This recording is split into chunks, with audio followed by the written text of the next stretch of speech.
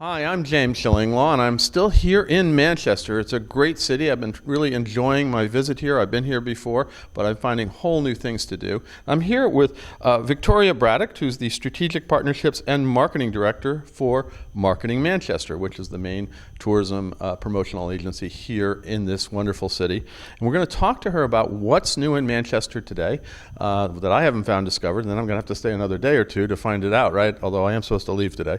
We're going to find out about all that and more on Insider Travel Report.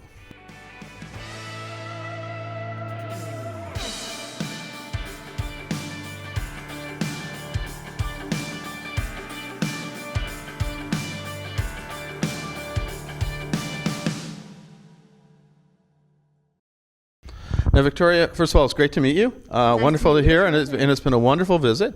I've really enjoyed, once again, this is my third or fourth time, I lose track, in Manchester, and every time I learn brand new things. But obviously, I haven't been here since COVID, a couple of years now. What has happened to this city in terms of tourism during the COVID period? And I think you've actually done a lot, right? Yeah, absolutely. We've been very busy during the past 2 years, especially building some of our new infrastructure. We've been busy building things in the background. We're building a whole new arena out in East Manchester, 10 minutes walk from the city centre.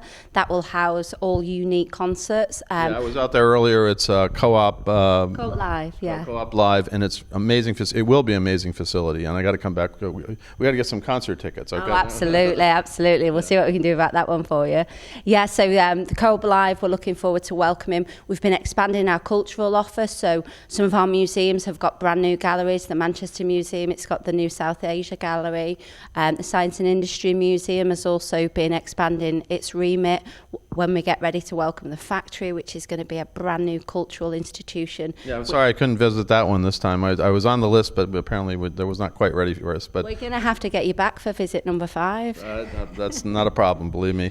I love this city, both for football and for everything else about it. Yeah, so Factory is due to join us this year, and the International Festival, the acclaimed International Festival of New Cultural Work, will have its first festival this year, where they'll be starting to use the Factory building. So we're really looking forward to that. That will help to drive more visitation, especially with some of the links that we've got with New York and the cultural offer there. We're going to build on that offer there. So yeah, lots of new things going into Manchester. Obviously, some of our sports infrastructure as well. We've got new tours at Manchester City Stadium. We're looking forward to developing a new visitor offer at the Emirates Old Trafford Cricket Ground as well. So we're not just one sports city, we've got multi-sports here. So yeah, lots of exciting new things across sports and culture coming, yeah. And one of the other things I noticed is that you got a lot of new stuff going on with hotels. Yes. In fact, this hotel that we're in, which is the Kimpton Clock Tower, wasn't even here. It was here under another brand and a different. They've redone it completely, so you can see these beautiful tiles. It's in an old insurance company, but there's a lot more to the hotel infrastructure that's happened here, right? Yeah, definitely. That's something that has been underway in the past 2 years. We're looking forward to welcoming a brand new Treehouse Hotel. We're also boutique hotels like Number 47. Looking forward to welcoming them, and looking forward to getting our very own Soho House Hotel as well, which will be a great addition to that luxury product with all of that lifestyle piece that comes around it. So we know that these destination hotels bring with them great food and drink offer. So we're looking forward to welcoming them to the city as well. Well, I know here they had a wonderful restaurant downstairs that's really been an eye-opener. And I previously stayed once at the Radisson Edwardian. That was a really great hotel. And then we met a lot of the hotels and kind of the networking session with all this Visit Britain trip with them on. So there's plenty of hotel infrastructure for you, for your clients here, both at the 4 and 5 star level. Right? Yeah, absolutely. I mean, Refuge and Peter Street Kitchen, which are at the hotels that you just mentioned, both exquisite dining experiences, not to be missed. Well, let's talk about that. I mean, Manchester, you think it's becoming known as a foodie city now? Oh, absolutely. When you look at the offer, the breadth of the offer has really grown in the past 5 years. So we've got everything from Manor that's doing Michelin standard, really, pushing the envelope on what you can get from your dining experience. And then if we look at the way that the city has expanded its food and drink offer. The COVID has been really challenging for food and drink businesses, but the quality offer that we've got here has survived through those challenging times, and that's what people want now. They want luxury experiences, they want quality, they want to dine out in the way that they can enjoy and invest their hard-earned and hard-saved cash. And then some of the more casual dining experiences. I know that you took the food tour last night. Yesterday I took the food tour. My first experience was a huge donut. Not bad. And then we went for tacos. So you can get almost everything here. I went for pizza last night. It's not just your traditional English fare, but it's all manner of restaurants here, right? Yeah, and we've got some great venues as well that are a bit more casual, like New Century House and the Makimea, where you can turn up, you can choose from a different dining experience, and it's all in a communal seating dining area where you can get to mingle with the locals. Everybody's there, people with their kids, their dogs, their grannies, everybody's welcome, and the quality of the food is absolutely superb. And actually, I did visit that yesterday. That's where I had my tacos. So amazing. But I had a lot of choice there. There were, pizza, there was sushi and Asian food. Really, it's wonderful. And you just sit in this diner. Well, it used to be a market, a giant market for which was selling food all the time. But now it's selling food, but freshly prepared, right? You actually get to enjoy it, not just take it home and cook it. Yeah, well, I was going to go up there again. I was trying to figure out where it was. I know where it is now, but I was up there with my friend who gave me a foodie tour. Where you're going to see on Insider as well. Let's talk about what new marketing programs and sort of marketing themes you have for Manchester today, especially for the U.S. market. I mean, the cultural experiences that we're going to be rolling out in the next 12 months, I think culture is huge for us, absolutely huge, and that's right across the spectrum. So everything from visual arts to huge pop concerts. We've got that experience in spades. If you're looking for art experiences, we've got beautiful Manchester Art Gallery where you can find pre-Raphaelite art. We've got the modern contemporary take on art as well.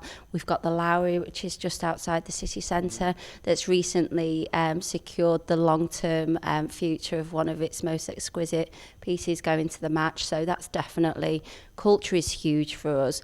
We've already talked about food, but I think the breadth of the experiences and the provenance as well. I think some of the provenance, my team have spent a lot of time working on product development and actually putting together those packages where you can have a foodie day or a foodie weekend. So those are really great experiences, and it'd be remiss of me to not talk about sport. Yeah, well, in this town, it's a religion, right? Yeah, definitely. I mean, we like to call it football. I know you guys call it soccer, but we've got a couple of famous teams within a couple of miles of each other. Who could those be? Manchester City and Manchester United. That is football in the highest class. Those brands that we've got are known all over the world. Wherever I go, you say Manchester and they say, are you red or blue? That's how much people know about our city. And you can also go, both stadiums now have excellent tours of their facilities, and hopefully you can score a match to get out there. I've been lucky enough to see one of them a couple times, but it really is an experience to go to an English Premier football game, especially here. Yeah. And God forbid you had Man City versus Man U. That would be... That's the hottest ticket in town. You're very lucky if you've got a ticket for that, but the passion runs deep there. But when we've not got matches on and you've got tours where it's a little bit quieter, especially if you've got young ones and they're not used to being in that stadium environment, they get to go in the dressing room, they get to pretend that they're doing a press conference, they get to touch the silverware. That's what we want to do. And then if we think about some of our other sports as well, the cricket they do the 100 ball game, which is almost a spectacular in itself. It's 100 ball game, which has got music, it's got fireworks, it's got street food. That brings that whole sporting experience. So during the summer, the 100 ball game is absolutely brilliant. Add to that some of our athletics that takes place at some of the at the arenas, so taekwondo competitions, cycling competitions, whatever your sport, you'll find it here. Yeah, and actually then there's also the National Football Museum is here too, which I did not get a chance. Still, I met them. I said I'd come over, but I was too busy eating on the foodie tour, so I never quite got there. I'm building itinerary number 5 for you in my head. I think so. We got to do a football itinerary. Now, beyond sort of football, music, food, what other things should Americans really experience here on a visit to Manchester? What's sort of your essentials for them?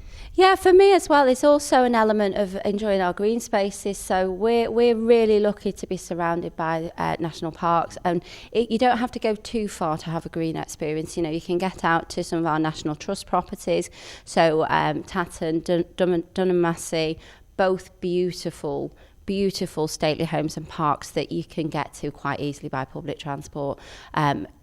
Beautiful estates with all the history that you would expect, the beautiful stately homes, but then you can walk in the deer park and enjoy reconnecting with nature, and you'll be this far away from deer, and that's all 20 minutes away from the city centre. Well, that's using Manchester as a hub to go explore around the country, because there are a lot of wonderful castles, stately homes, as you were saying, gardens, everything else. And I have been to some of them around here, and it really is beautiful just to get a day out of the city once in a while. Yeah, absolutely. We're a very short hop from the Lake District and also North Wales.